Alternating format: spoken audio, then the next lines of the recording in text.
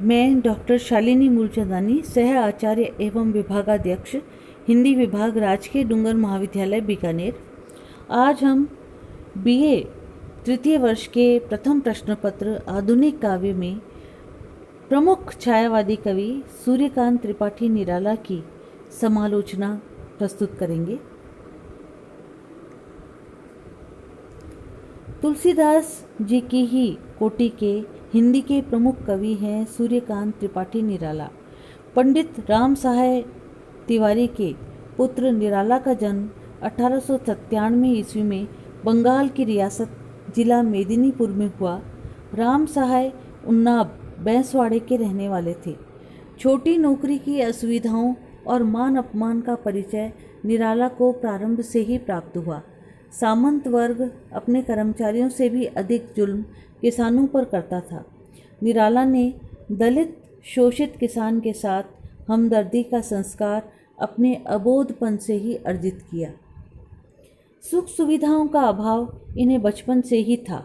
3 वर्ष की आयु में माता का और 20 वर्ष का होते होते पिता का देहांत हो गया। अपने बच्चों के अलावा संयुक्त परिवार का भी बोझ निराला पर पड़ा। पहले महायुद्ध के बाद जो महामारी फैली उसमें न सिर्फ पत्नी मनोहरा देवी का बल्कि चाचा, भाई और भाभी का देहांत हो गया। शेष कुंबे का बोझ उठाने में महिषादल की नौकरी अपर्याप्त थी। फिर भी निराला ने इस क्षीण सहारे को ग्रहण किया। अपने श्रम पर विश्वास करने वाले निराला अपने सम्मान के प्रति भी सचेत थे। चाटुकारिता से आगे बढ़ने वालों की भांति निर्लज और स्वाभिमान रहित वे न हो सकते थे। किसानों के पक्ष में बोलने वाले निराला महर्षि दल राज्य के अधिकारियों का साथ लंबे समय तक निभा पाते, यह कठिन था। स्वभावतः राजा साहब के हाउस होल्ड सुपरिंटेंडेंट से उनका विवाद हुआ और उनकी नौकरी छूट गई। इसके बाद का सारा जीवन आर्थिक अनर्थ और संघर्ष का जीवन है। इस जीवन में उतार चढ़ाव, पस्ती, साहस, निराशा और पौरुष के अनेक मोड़ देखे जा सकते हैं। निराला के जीवन की सबसे विशेष बात यह है कि कठिन से कठिन परिस्थिति में भी इन्होंने सिद्धांत त्याग कर समझौते का रास्ता नहीं अपनाया, संघर्ष का साहस नहीं गंवाया। अंतिम दिनों में वे शरीर से बेहद जर्जर हो गए। मानसिक असंतुलन के भी क्षण आते थे। हर्निया आदि रोगों से भी बेहद पीड़ित थे। जीवन का उत्तरार्ध इलाहाबाद में बीता। यहीं दारागंज मोहल्ले में अंग्रेजों के बनाए राय साहब की विशाल कोठी में ठीक पीछे सीलन और अंधकार सी एक कोठरी में 15 अक्टूबर 1961 ईस्वी को इन्होंने अपनी जीवन लीला समाप्त कर दी। निराला जी मूलतः कवि थे, पर बहुमुखी प्रतिभा से संपन्न होने के कारण इनकी लेखनी साहित्य की हर विधा पर चली। इनके काव्य हैं अनामिका, गीतिका, परिमल, कुकुरमुत्ता, नए पत्ते, बेला, अर्चना, अणिमा, गीता पुंज, आराधना, सांध्य काकली, तुलसीदास आदि। कहानी और रेखाचित्र हैं चतुरी चमार, सुखी, सुकुल की बीबी, लिली आदि। इनके महत्वपूर्ण उपन्यास हैं अप्सरा, अलका, निरुपमा, प्रभावती, चोटी की पकड़, बिल्लेसुर बकरिया, कुल्ली भाट, चमेली एवं काले कारनामे। इनके निबंध संग्रह हैं प्रबंध पद्य, प्रबंध प्रतिमा, चाबुक आदि।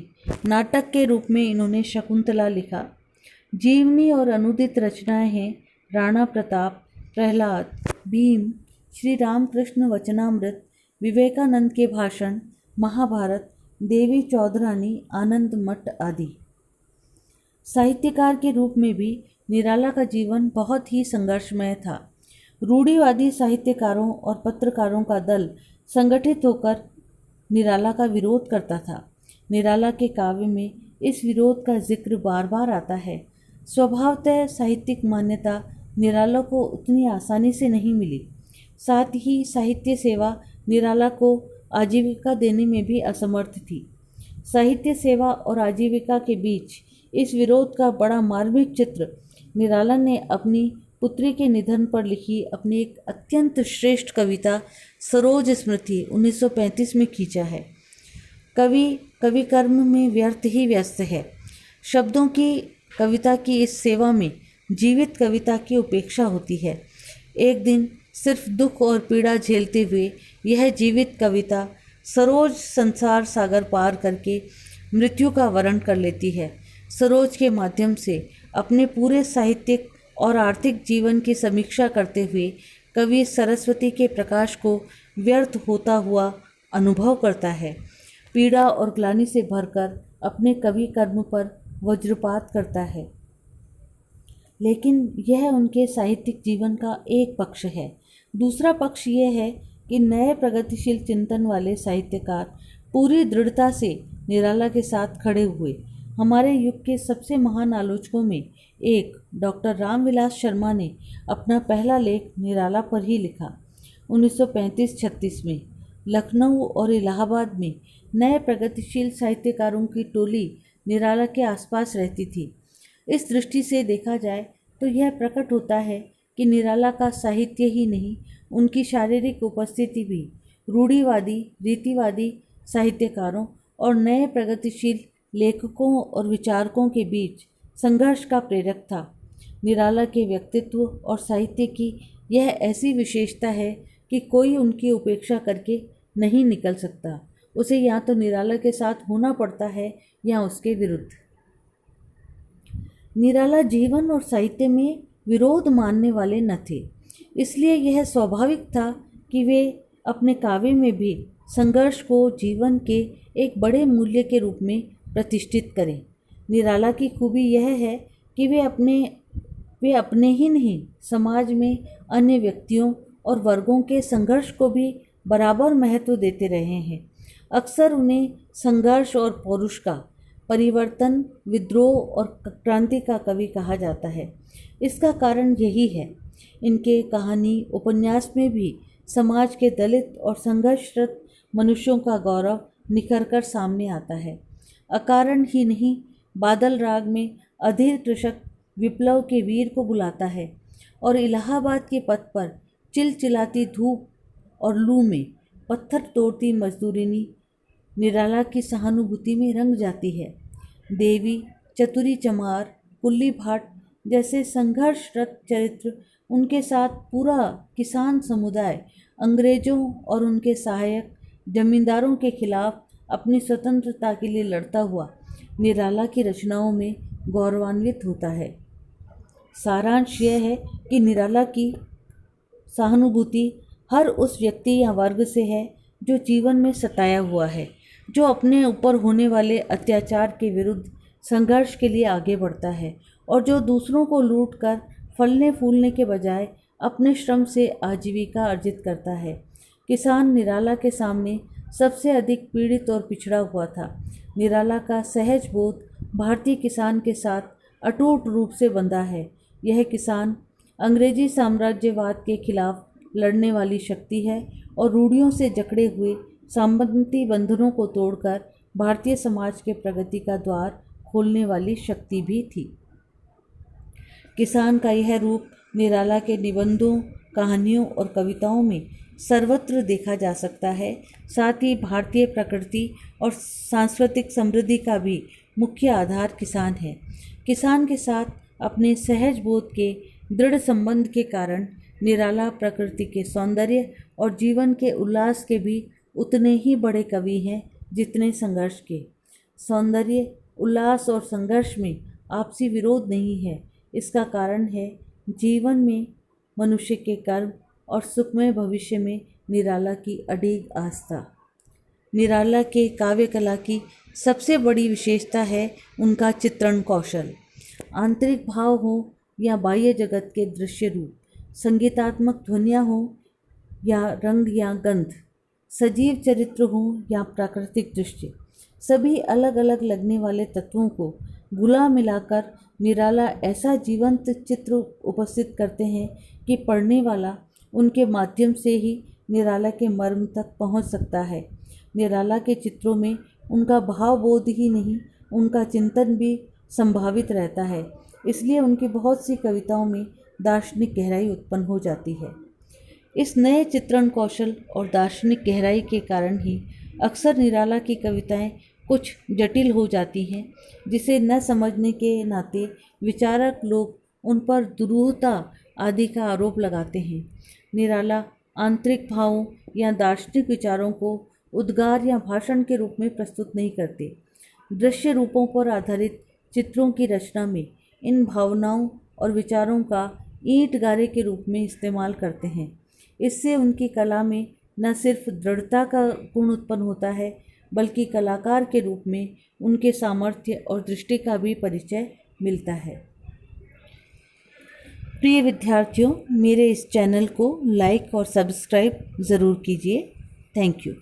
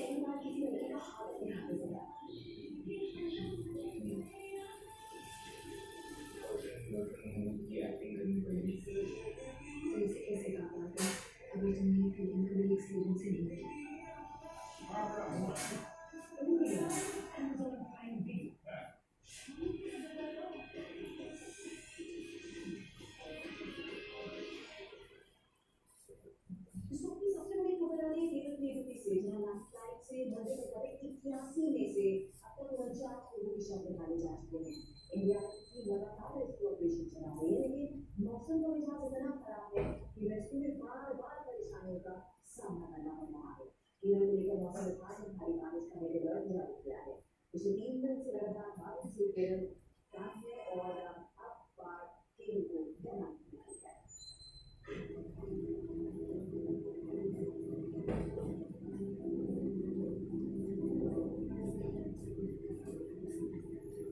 दुर्घट के प्रकोप से केरल कांप रहा है। आसमान से गिरती मूसलाधार बारिश जिंदगी की चीखें बबूली है। जिधर नजर जाती है पानी का साम्राज्य छाया। कहीं लैंडस्लाइड ने 81 लोगों की जिंदगी ली तो कहीं पूरा गांव ही जल समाधि में दिख रहा। कल तक जहां घर थे और मंदिर में तब्दील हो गए।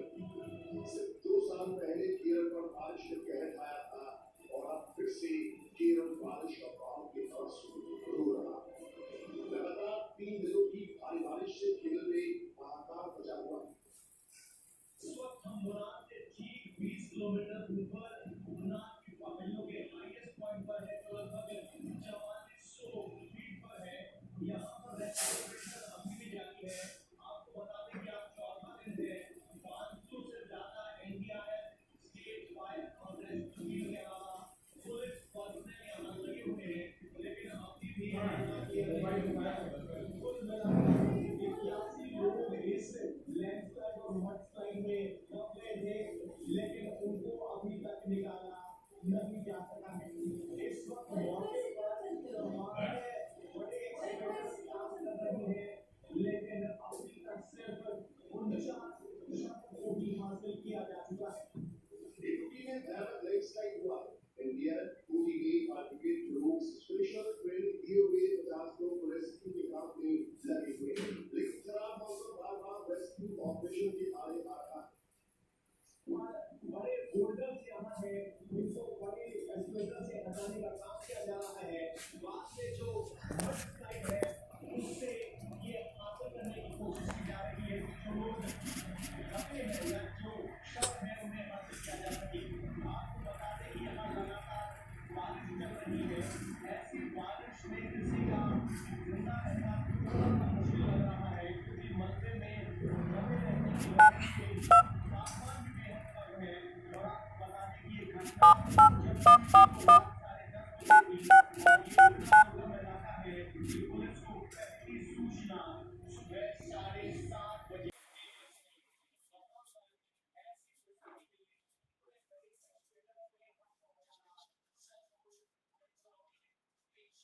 आता है और इस में चला जाता है।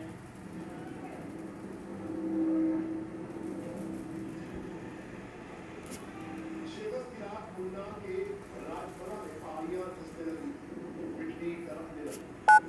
मिट्टी और पत्थर से बना हुआ राजपुर का सौर बंगला आहिस्ता आहिस्ता ढलान की ओर बढ़ने लगा, जिसकी सबसे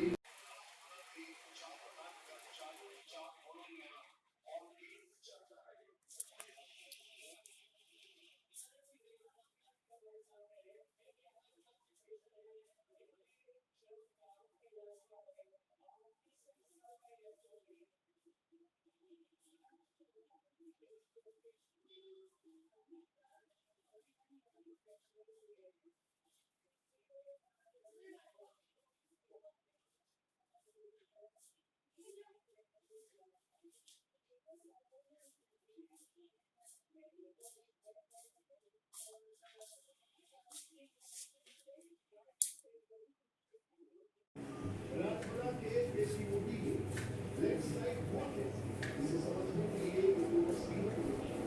एक तस्वीर हादसे से पहले की है, दूसरी हादसे के बाद। इस जगह पर जाएगा दोस्तों के 4 ब्लॉक में जहाँ लोग परिवार सहित रहते हैं।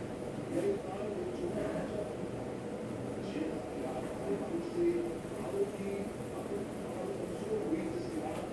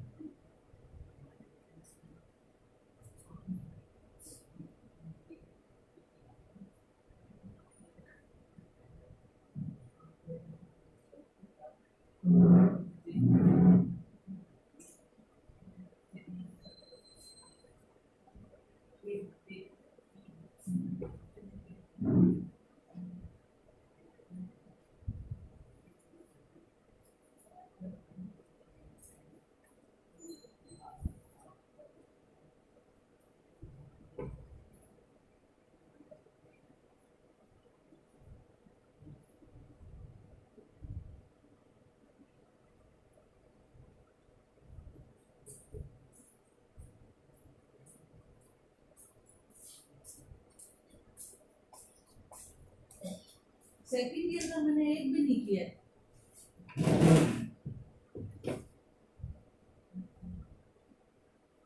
वहां से लिखा हुआ आ रहा है कि हफ्ते में कम से कम 5 करो। ये उसके गेहूं में डालने के लिए है।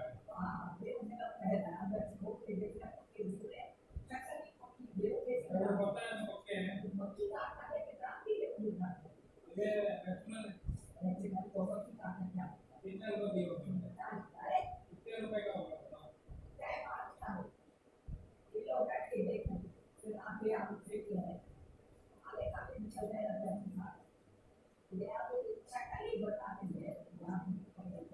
अब तो वो बात पता है कि पक्के हैं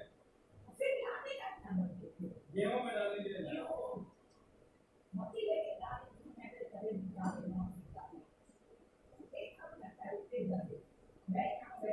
क्या हो गया हैं? क्या हो गया है? ऐसी शक्ल क्यों बनाई हो? आप बैठे बैठे करना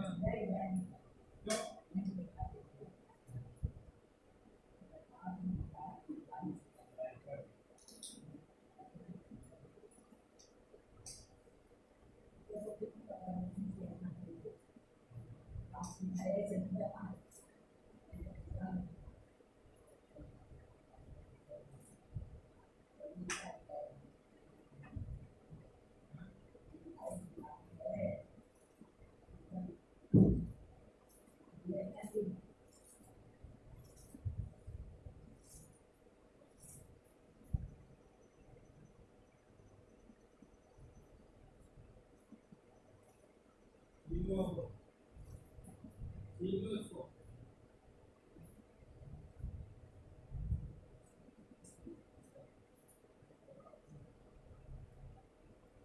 प्रॉफिट होगा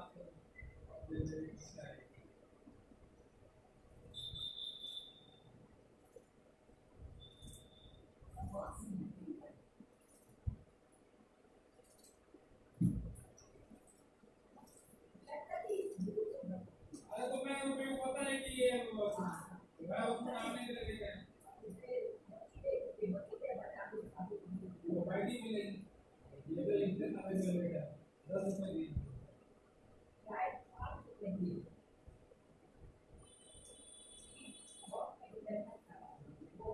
और आप बैठे बैठे निकाल मेरे इतने सारे बैठे बैठे बैंक काम डॉक्टर को बोल दो काम पे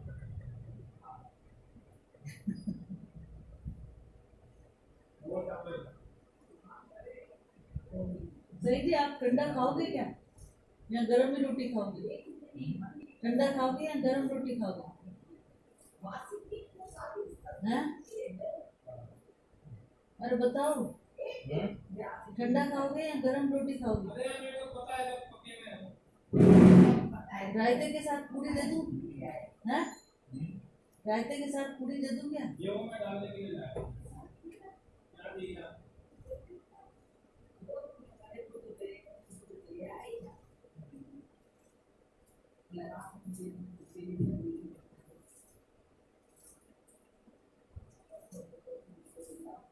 काम निकाल दिया 500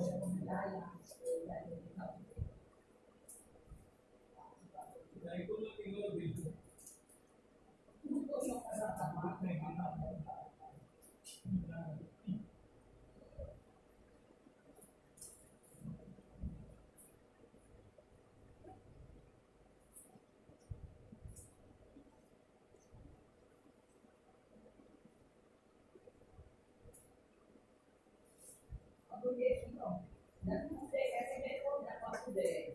मेरी तो तनख्वाह आती है वो मैं करो किराया आ रहा है अरे तनख्वाह मैं नहीं कर रही हूँ ये करो अरे बच्चे को तनख्वाह पूरी दे पैसे आ रही है किराया आ रहे मेरा घर का कौन से चल जाएगा वो मैं आपसे ले जाती हूँ ये इसके दाम से आज बोले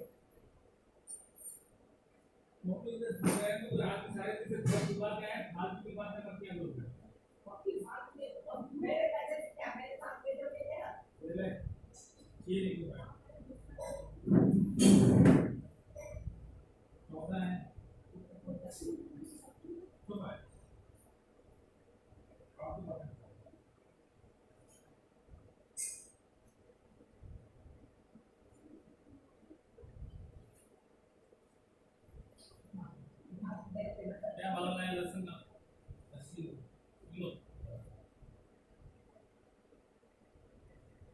भी सस्ता हो गया 130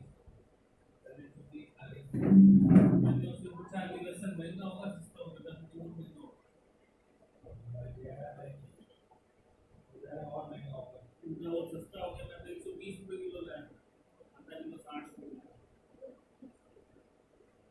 उसी के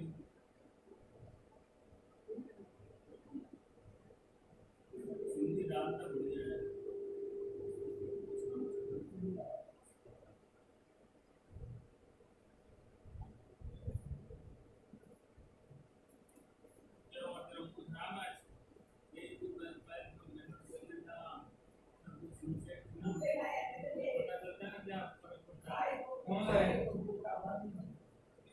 किसने क्यों लाए हो कौन लाया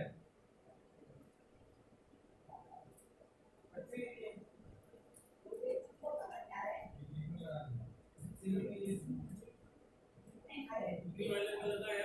कौन लगा ऐसे फालतू बच्चा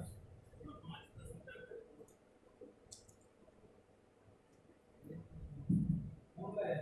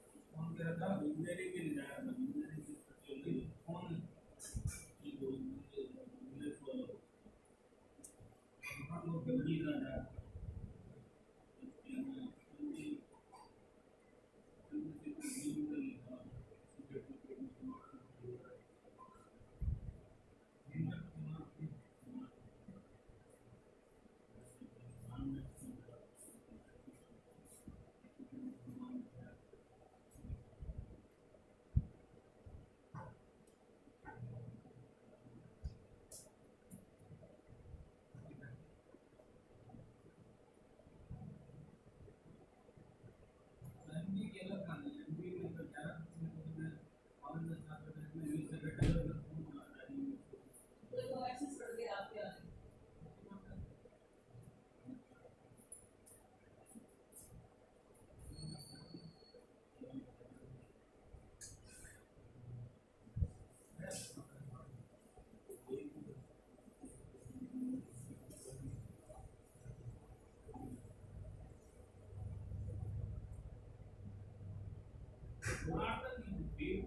अरे तो और काम नहीं करूँ मैं?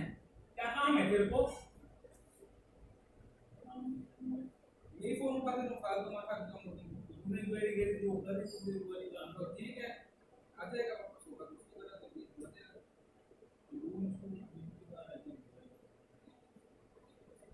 उनका कहीं बागे संभाला ही बाता उनका के पैर की पकड़ जाए वो डाले हां पैर पर गई इसीलिए दान और दान प्रोबेबिलिटी क्या है? अब क्या प्रोबेबिलिटी है? क्या होगा क्या होगा काम गलती है अगर 11 में से 2 ने विड्रॉ कर लिया तो हम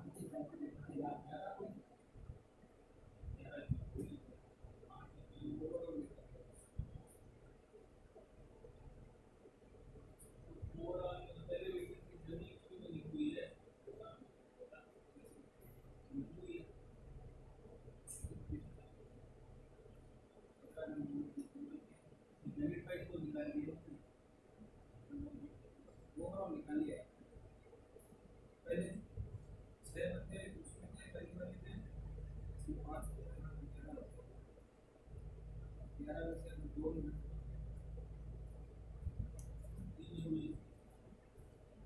पहले वाले ने विड्रॉ कर क्यों करेंगे?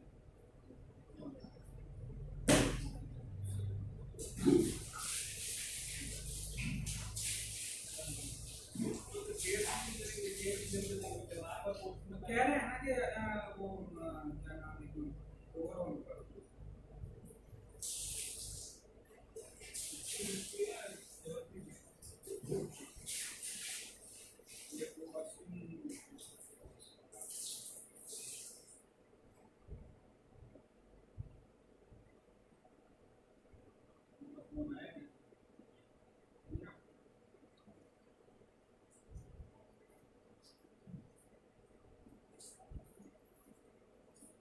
पता चला परसेंटेज क्या है?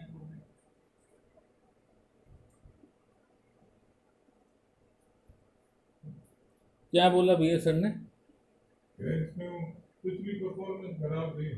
हाँ इसके कारण तो आप थोड़ा नंबर बढ़िया दे देते कम कुछ तो और कितना दे देता, कोई लिमिट होती है यार, कोई इसमें दिए तभी तो ये इसमें आया है।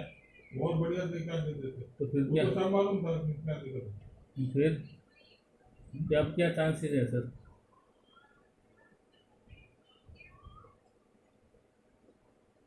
है भैया अब क्या चांसेस है? अब क्या आपके नहीं होगा क्या? हैं? अरे यार मैं तो पूछ रहा हूँ मेरे को आगे क्या मालूम, मेरे को तो उसने क्या बोला? ओके वेट करो आपको 17 तारीख को। ये रहा 50-50 ऐसे बोला। हाँ तो वो भी सकता है, नहीं भी हो सकता। कितनी तारीख तक वेट करो? 17? हाँ तू तो 14 कह रहा था काकू छोटू। 14 तारीख तक वेट करो।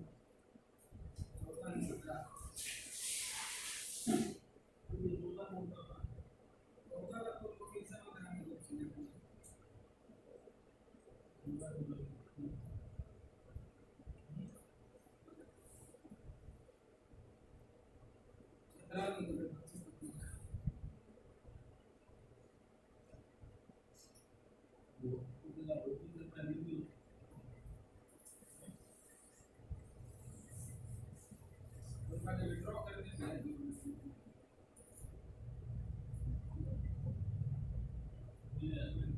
विड्रॉ करा पहले कि सेटिंग ऐसी होगी।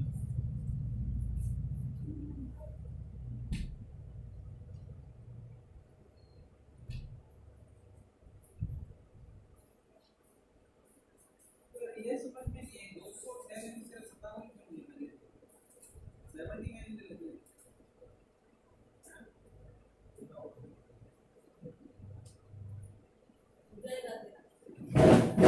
गाना उसको एक चीज छोड़ एक चीज देना जब छोड़े छोटी एक बात समझ में कि आपके को है ना इंग्लिश बुक ठीक है ये फिर के 70 75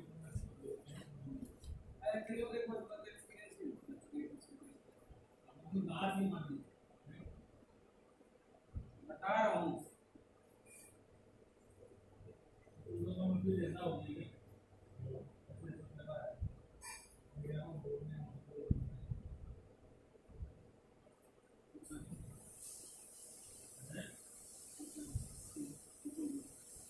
सही बात है तो मैंने मतलब तो ये परसेंट है वर्क एक्सपीरियंस आ गया था जो मैं बोला वर्क एक्सपीरियंस तो क्या है वर्क एक्सपीरियंस होता है इस ग्रेजुएशन करेगा वर्क एक्सपीरियंस लेगा तो जिसके पास गैप होगा 20 में करते रहो तो परसेंटेज तो मारेंगे ना तेरे वो वही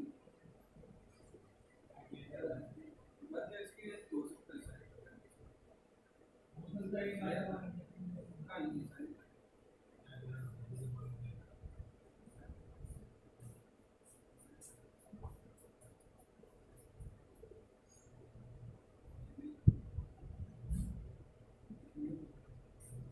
हिम्मत है आप तो बहुत ही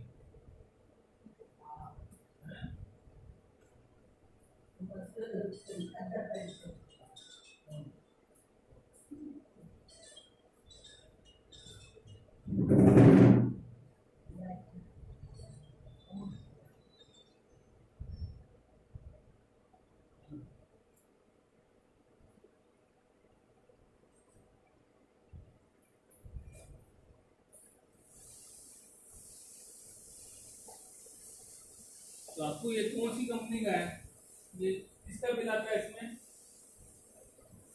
क्या तुम्हारा भुगतान बाकी है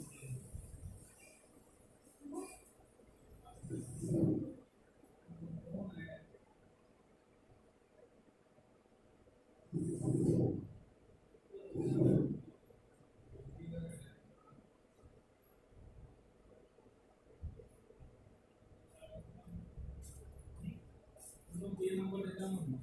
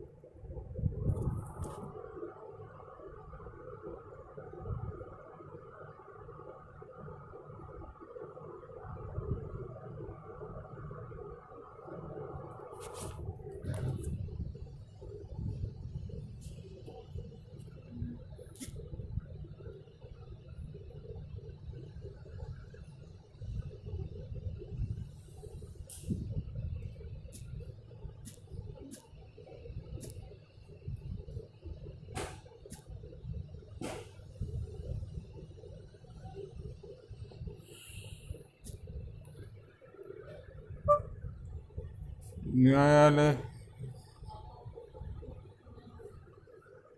जैन जी आप पूरी और वो खा लोगे क्या हाँ रायता? हाँ हाँ खा लो।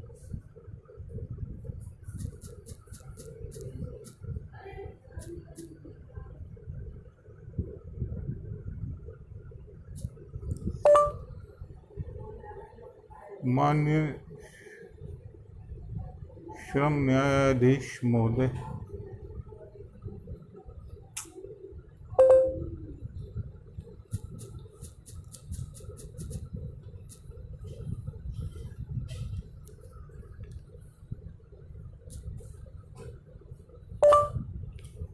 माननीय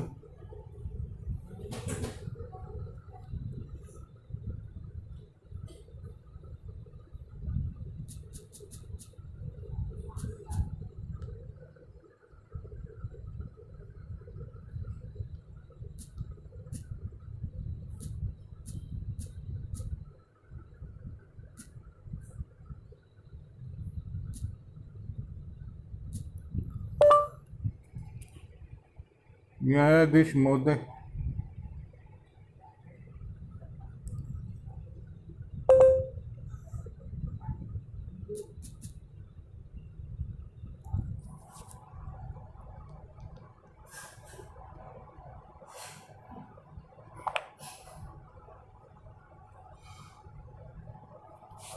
अरे चलना है तो बड़े अम्मी को लेके चले ना साथ में। तुम जाओगे क्या?